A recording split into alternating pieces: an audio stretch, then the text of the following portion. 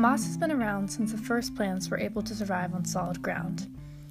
While these bryophytes do not have roots, they have attachment structures that make it easy for them to grow on many surfaces.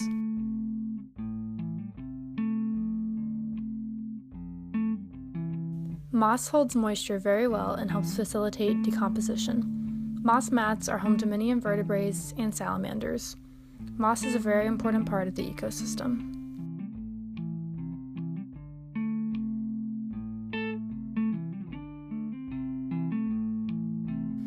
It is known that sphagnum moss can absorb almost 16 times its air-dry rate of water, and most other mosses can absorb 8 times their weight. In ancient Japan, moss gardens were an important part of Buddhist temples as they served as meditation areas. This is the famous Sahuji moss garden in Kyoto, which has been growing since 749 CE. Moss gardening is becoming popular in many parts of the world as it is an easy-to-grow plant that doesn't require much maintenance. For my project, I chose to create a moss bath mat. I saw a photo of this on Pinterest about a year ago, and when I started the class, I thought it would be an interesting wildcrafting project. Moss thrives in humid environments, so a bathroom is a perfect place to grow moss.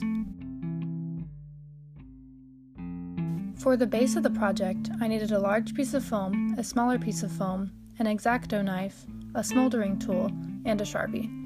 I started out the mat by outlining the shape that I wanted it to be on the smaller piece of foam, and then cutting that shape out with an X-Acto knife. I sped this process up because it was one of the most difficult and lengthy parts of the whole thing. I then drew the outline of small holes on the foam that I wanted to insert the moss into, and used the smoldering tool to cut out these shapes. This part also took a lot of time.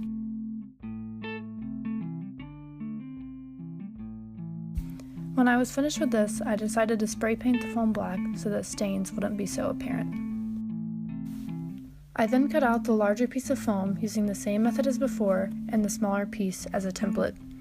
I used silicone caulk, which is waterproof, to bind the two together, and I spray painted the bottom layer black to match the top. I then went to the Catawba River to gather rocks to place on top of the mat. I looked for the smoothest rocks that I could find.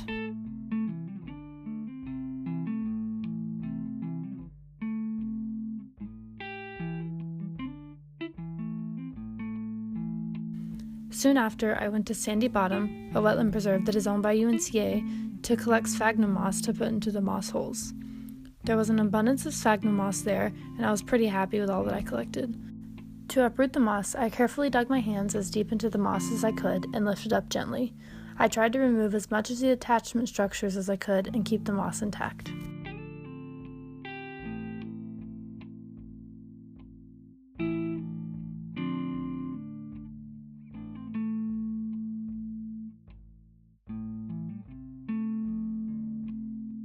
When I got back home, I glued the rocks into place using silicone caulk.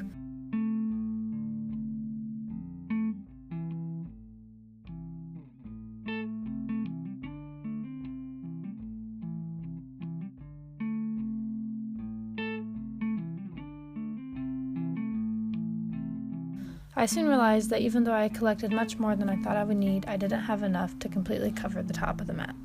I then began to gently insert the moss into each of the holes. I noticed that the flatter moss was much easier to insert into the mat than the sphagnum moss.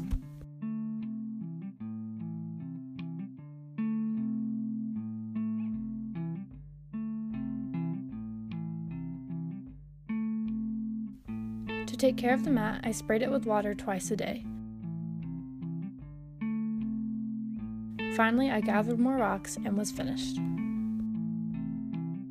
Overall, I really like my finished product.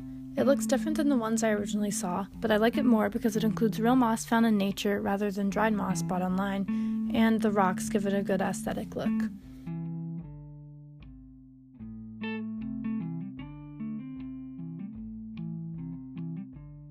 I'm hoping that it will stay alive in my bathroom and continue to grow. Thanks for watching.